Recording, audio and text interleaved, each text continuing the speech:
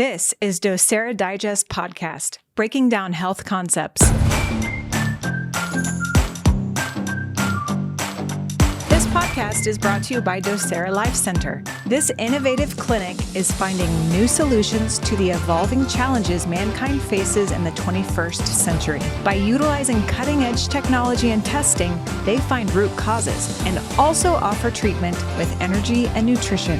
What is the mission? To dynamically change lives for the better while impacting families for generations. The information shared directly or indirectly in the Docere Digest podcast is not to be understood as or misconstrued as medical advice. This information is not a replacement for your current health provider who is acutely aware of your current health state and course of treatment.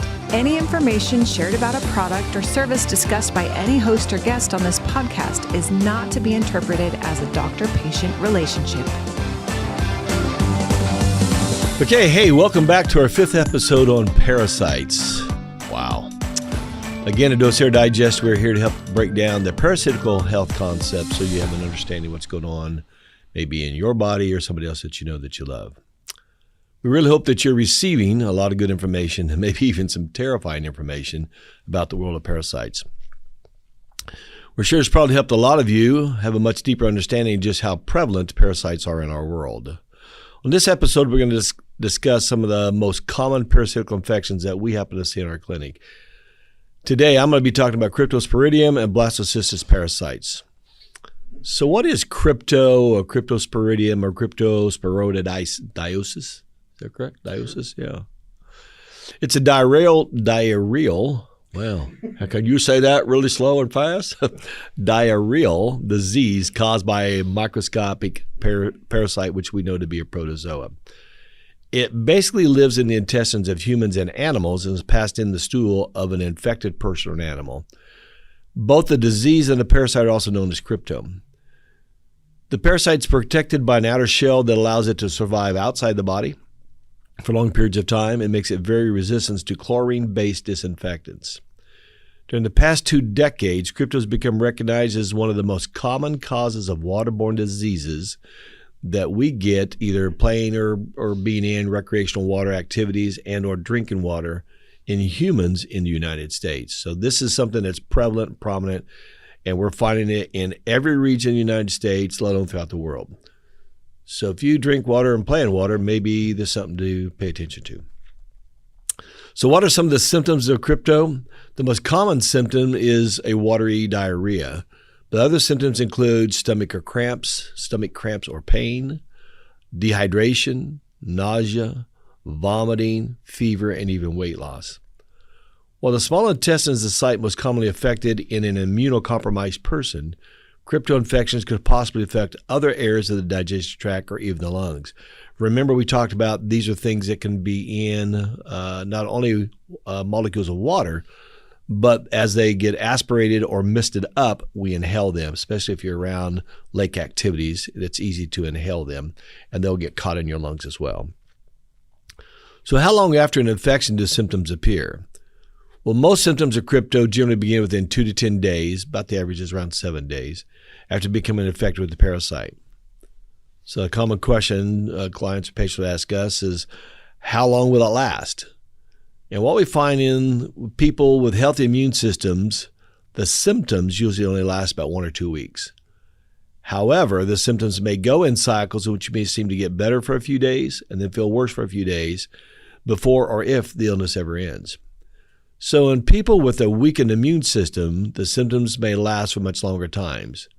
And what that means is that crypto can be a serious and long-lasting and even sometimes fatal infection. Yet some people seem to have no or very few symptoms at all, and yet they still carry the infection, which now means that cryptoparasites are living in your intestine but are not causing you any illness. And so we have to wonder if you even have a resistance to it. Then as a carrier of crypto, you can infect other people. Remember what we talked about in previous issues about the flatulence issue and the tainted toothbrushes that we've mentioned before. So the risk of developing a severe case of crypto will usually depend upon the degree of immune suppression that the human body has. And oh, by the way, even a mask will not prevent you from getting it. If it's there, you're getting it. As we talked about in the home occupant issue, those in the home, if one's got it, in theory, without a doubt, within time, everyone will get it. So next parasite I want to talk about is the blasto or Blastocystis. Once again, it is also a microscopic protozoal, single-celled parasite that inhibits the gut or the gastrointestinal tract of both humans and animals. There are many different types of Blastocystis that exist, and humans can acquire infection from one of 9 different species or species groups of Blastocystis, which are carried by certain things called cattle, pigs, rodents, chickens, pheasants, monkeys, dogs, amphibians, reptiles, fish, and even cockroaches. Wow, and they leave their footprint everywhere, don't they? Since there are so many different types of reactions to Blastocystis, this parasite is very controversial, and most researchers don't fully understand the role that it plays, if any, in causing any disease. However, Blastocystis has been found to be a possible risk factor for developing leaky gut syndrome, or what we call intestinal permeability, or IBS or IBD, which is irritable bowel syndrome or irritable bowel dysfunction, and even the causation of some autoimmune issues. So in some people, blastocystosis is an acute illness, meaning the symptoms will last for a short time, as we said earlier, generally within several weeks. In other people, the disease may become very chronic and symptoms will last indefinitely. This is like a low-grade inflammation issue that can lead to hormone suppression and then potentially autoimmune reactions. So a few most common reported symptoms of blastocystis or blasto are abdominal pain, bloating, constipation, diarrhea, excessive gas. There's that issue. That's how it spreads. Fatigue, itching, usually anal itching, usually around either the new moon or full moon time, loss of appetite, nausea, the watery loose stools, and even weight loss. Some of the less commonly reported symptoms include skin rash, arthritic symptoms, and joint pain, which is an autoimmune condition, and then intestinal inflammation. A lot of time, blastocystis organisms simply live in a person's digestive tract without causing harm. And I jokingly tell people that means your feeler button's broken, because you usually aren't feeling what it's doing to you. It's transmitted through food or water or by contact with human or animal feces or flatulence, as we talked about. So who gets blastocystis? Well, I think Dr. Frank brought that up in one of our previous episodes. Those in the military. They're exposed, they travel around, they have all these different issues, as well as those who travel a lot, or those who are exposed to those who travel a lot. So maybe you're not the one going to China, Mexico, or Asia, or wherever, but you come home and then you pass that on to somebody else, or you live with someone who's been in the military, done these things, and it's there. In the United States, the biggest issue is consumption of untreated water. Now, we can think of pools, streams, ponds, but rarely do people think of well water. And it, yes, can pass through some of the issues of the cleansing effect of well water. It's also contaminated food, daycare facilities, people who work with animals, and the prevalence over time is that more people are becoming infected, and they're even spreading even more. And right now, it's considered to be that about 25 to 30% of people, or at least 1 in 4, are infected in the world. Now, we know there'd be more than that, but that's at least what it is. So how does it happen? It happens by a barrier disruption, invasive infections, a weakened immune system.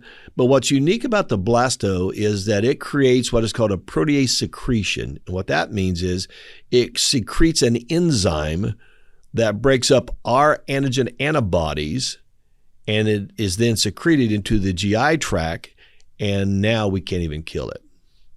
There's another thing that it does is it offers other secretory mechanisms, and some studies have shown that they produce similar symptoms that are found in other organisms that secrete a severe neurological active chemical such as serotonin. And we've talked a lot about that, haven't we? As well as a substance called substance P, right? So there's a lot more that we have to worry about, but those are the ones I'm talking about. And next, Dr. Luke, he's going to talk about a fishing thing. I think it's called a hookworm. Yes. Dr. Luke. Yeah, that's one fish you don't want to go fishing for. So yeah, we're going to talk about hookworm. The 2 different types of hookworm are Ancylostoma duodenal and the Necator Americanus. And these 2 are probably one of, if not the most common ones that we tend to see in our practice. In fact, it's, again, one of the most common roundworms in humans. And it is classified as a soil-transmitted helminth or soil-transmitted worm. And it's a type of parasite that penetrates the skin, typically the feet, by walking around outside barefoot and crawls throughout the body. And what we tend to see is it kind of crawls up through the body, hangs out in the throat for a little bit, and then works its way down the esophagus into the GI. And because it works its way up to that point, as Dr. Kyson hit on pretty in depth with regards to the thyroid, it does tend to wreak some havoc around the thyroid and the hormonal function of the thyroid gland. So yeah, Necator Americanus, as I mentioned earlier, this name literally translates to the American murderer because of the amount of damage it can cause to the body. So once again, be careful walking around outside barefoot. Okay. The larvae penetrate the uninfected skin and travel to different organs as well, not just up through that route I described earlier, but they can include the lungs and the lymph and begin entering the blood cardiovascular system and, again, the intestines. And one of the other symptoms I see with this is it can cause excessive coughing and shortness of breath. And this is typically due to what's called eosinophilic bronchitis, which, again, eosinophils is a type of indice we see on the complete blood count, and it tends to be elevated in some kind of histamine or allergic response. And in the traditional medical sense, they're going to say, well, that's due to some kind of allergy or food sensitivity, which begs the question, well, what caused that? So, and also, if you read a standard lab interpretation textbook, parasite infections are listed on that as far as what caused elevated eosinophils. So, because of that elevated allergy response, this can cause skin changes like hives, eczema, and it once again causes intestinal infections with GI symptoms. It can also cause iron deficiency anemia because of how it latches on to the gut wall and causes a small bleed and then migrates within the GI and moves to another spot and repeats the process. So looking at an iron deficient anemia marker on if you're looking at lab work for potential parasite patients, it's important to catch that as well, and important not to continue to supplement with iron so as to perpetuate this cycle.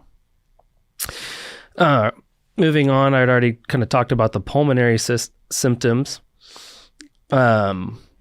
In really severe cases with hookworm, we see pneumonitis, which is lung inflammation due to the larvae migrating through the lungs, which causes small hemorrhaging or bleeding within the alveoli or the air sac space within the lungs.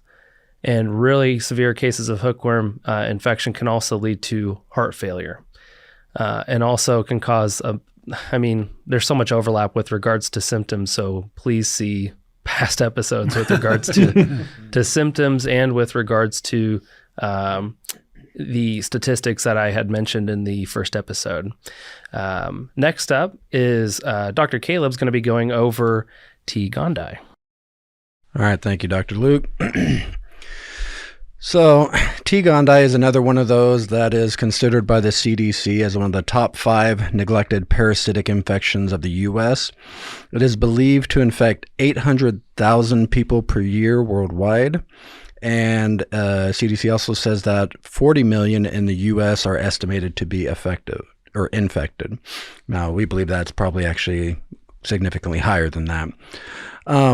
Worldwide, Dr. Luke had mentioned previously that it's estimated that there's 25 to 30% of the world's population is infected.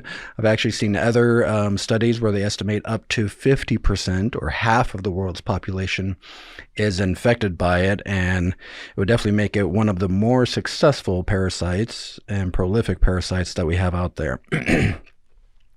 So what is T. Gondii? It's another protozoan, or in this case, actually a sporozoan, which is a spore-forming protozoan.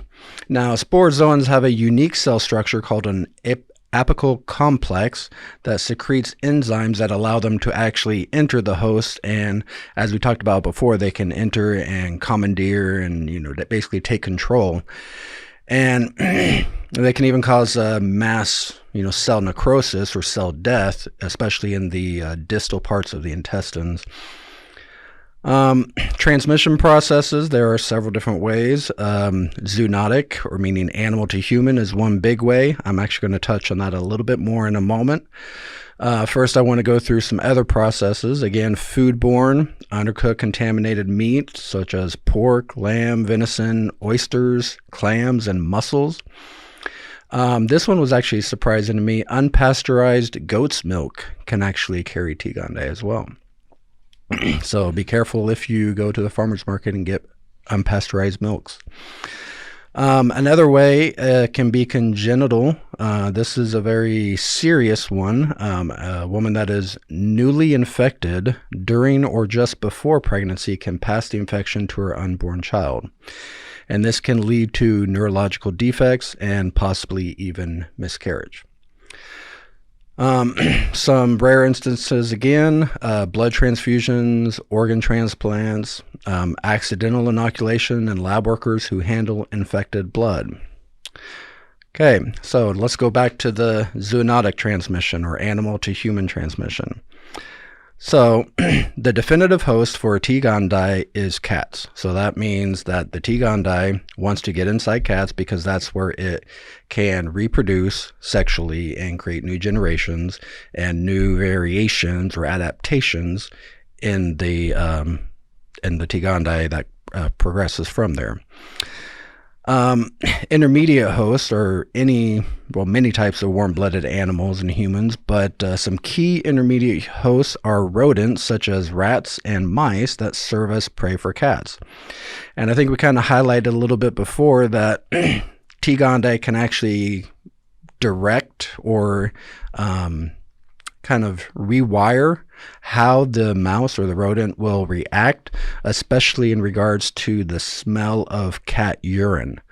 Normally, they'll smell cat urine and they'll be afraid, they'll run away, and they'll be safe, right?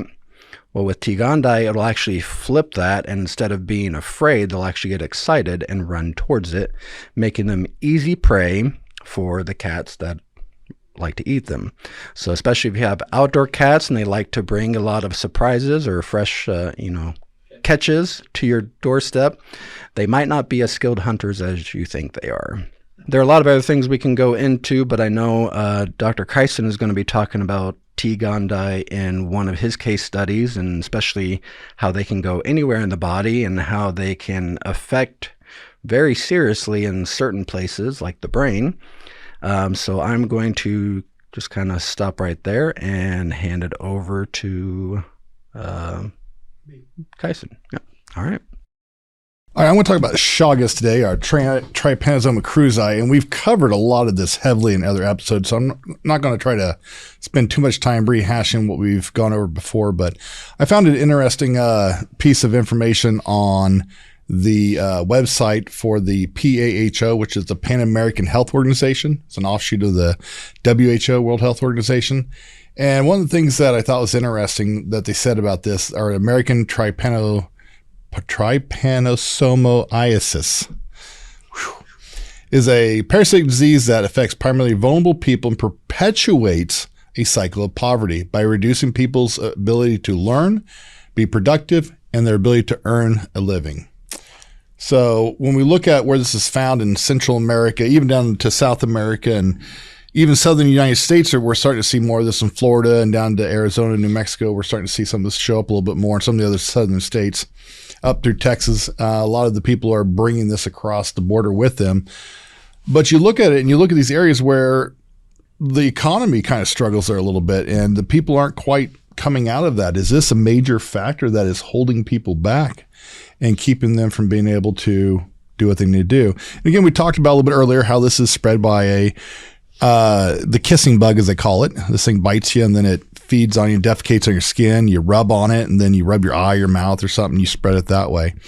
But this is one of the top underserved diseases in the world because there's really no good treatment for it. Now, if you get it right away and you can test it, they have great treatment for it if it's in an acute stage.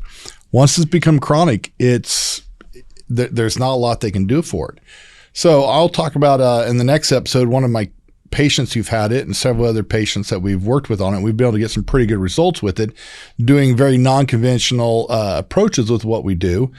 But the disease itself is in 21 countries, affects 6 million people, and there's another 70 million more that are at risk.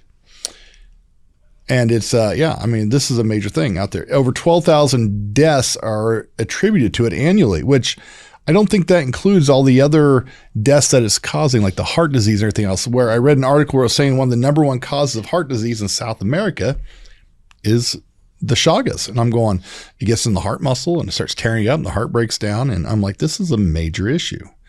And so there's not really a good treatment for it. So this is something that's a very big one we're seeing a lot more of. A lot of people who vacation in the Caribbean and the tropics and do missions work, they're exposed to it. Usually, if you're on the resorts and you're in a little more well-to-do area, you're probably not going to be as exposed to it. Usually the people that are most inclined to get are the people who are living in adobe huts. They have straw roofs. They're very low income. They're struggling to survive, and they're stuck in that phase because these things like to live in the mud and the mortar there, and they come out and bite you at night. And so this is a very common through these areas down there. So unless you're doing missions or you're doing some social work or something down there where you're in these areas, you're probably not going to be as exposed to it. But it does kind of give us an indication of why this is so indicative and why these people are stuck in this ability not to be able to get out of this phase. I mean, we've seen other countries like China, all these other places, they're just economies are blowing up. People that we would have usually associated with same type of situations. But here in the Americas, there's a lot of issues down there they're still dealing with in Mexico and some of these other areas. And this disease is really crippling not just the economy, not just their education, but their lives in general. And they're stuck in this cycle because they can't get out of it. So this is a major one that really has an effect. Now we see it in the blood where it can cause different issues around there in the muscles, especially heart muscles we know is an issue, but other muscles of the body, it can create some issues. When it gets in the brain, it's a whole different organism there. And I have had some patients that we dealt with this. One was one gal who we've got her in and out of a wheelchair several times. She also had a lot of other things going on with Lyme disease, mold issues, different things like this that we've had to clean up. And she had multiple different types of Lyme as well. So the combination of these things together is, when you're treating these things, it's a completely different thing versus like, here you have a bacteria, let me give you an antibiotic. We have seasonal cycles with parasites. We have all kinds of other stressors and things that come into it, toxic loads. I mean, so it's really interesting to see how much and how she would completely forget who she was, change her personality, and everything would be an issue because it was located up here next to her limbic system where the infection was with it. And so it's amazing how these things, when they get into your neurology, depending on where they land, depends on what we actually find or what the symptoms are or how they present. I've had people that we've worked with, T. Gondii and some of these other different things where we've cleaned up these infections. It's like they completely changed who they were. Their personalities were completely different. It was like, people liked them again. They were fun to be around. They were much more relaxed. So some of these things are really tough to get through, but Chagas is one that it's a major issue, and we're seeing more and more of it in our clinic. And so it's becoming more and more of an issue as we see a lot of people with chronic illness come in. So something we definitely look at, something we definitely look for, and something we're getting success with in treating. Once again, it's those who have the weakened immune system. We talked about all the hormone stress indicators, all those other factors, neurotransmitters. Those who are already in a weakened state become more susceptible, and they have less resistance. And so the parasite, the infection, the mycotoxins, they just travel a lot faster, a lot further. Yep. All righty. My turn. Your turn. You're up. Dr. C. And I get the tanias. There you go. And you know what tania means, right? You know what the term means?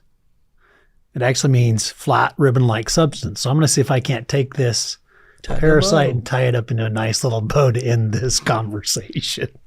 So I'm going to just quickly review some of the things. We've talked about most of this already. Tania causes taniasis, or however that's pronounced. I love how they add an iasis at the end, and that's it just means it's inflammatory state. Exactly. So the term taniasis refers typically to an intestinal infection with tapeworms. And there are three species that typically cause this in humans. It's the Tania solium, the Tania saginata, and the Tania asiatica. Now, according to it was interesting because I was doing a little research and looking this up. It showed a picture that is, and this kind of goes back to that myth and misconception. It showed either like Asia, India, somewhere in there, there's pigs and cattle and a woman all around this like little stream. And, you know, she's bent down getting stuff. And so, you know, there's feces in there and all this type of stuff. And we think, well, that's the mode of how we get it, or we've consumed meat. But, you know, referring back to our last topic about how 80% of it is inhaled. So we in America, we think we're safe. We're not in those pictures. That's not where a majority of it comes from. So again, one of the modes of being exposed is undercooked meat, beef and pork, which the Taenia saginata is referring to a beef tapeworm. The Taenia solium is referring to a pork tapeworm. And then there's another one I've seen a couple times in our office, the Taenia pisiformis, which is the rabbit tapeworm, which is kind of interesting too. So the big one I want to reference back to is typically the Taenia solium, which creates those. All of these can create those cysts that can get into organs. And, you know, when it gets into the neurology, we really get that major problem that some of the statistics, Taenia solium is the cause of 30% of epilepsy cases in many endemic areas where people and roaming pigs live in close proximity. In high-risk communities, it can be associated with as much as 70% of epilepsy cases. And more than 80% of the world's 50 million people who are affected by epilepsy live in these lower and lower middle income countries. So it's interesting to see what it can do. And as we've talked about too, is it isn't like it used to be. They were you had kind of these borders of where they existed. You know, you had your tropical parasites and you have your Asiatic parasites, and it's like there were boundaries, and they're just spreading everywhere. And so what used to be third world country issues is now becoming a worldwide issue, and like has been mentioned to a pandemic. So it's a long, lengthy subject, pun intended there. So typically when it comes to the Taenias, most of the time we're talking about a tapeworm within the gut, which, as we talked about, can be anywhere from inches up to feet long. But it's also, don't forget that these can also create those cysts that can get into organs and neurology and create significant damage as well. So, and this is where we talked about too, similar to Chagas, you can get these mental alterations and changes in personality that's from something you've breathed in. So it's, as we've talked about a lot, there's so much overlap, so much similarities. And this is where it can get difficult, is you have so many different types of parasites that can create the same type of symptomology, which kind of ties back into what we talk about so many times, is we don't care what you have, we care why you have it, and we want to fix that for you. So, gentlemen, any other thoughts on parasites? Scary. Yeah. So, yeah, as we've referenced before, what we really want to reference the most, and as I close this, next time we're going to talk about the victories over parasites. Like so many things, the biggest thing we want to do with these podcasts is to give you guys hope. There is hope no matter what you're dealing with. Thanks for joining us. Thank you for listening to the Docere Digest podcast. If you enjoyed this episode, please be sure to subscribe and leave us a review. You can also find all the episodes and show notes over at docerelifecenter.com. While you're on the website, also be sure to check out the blog, where you'll find videos and articles to help you proactively rebalance your health.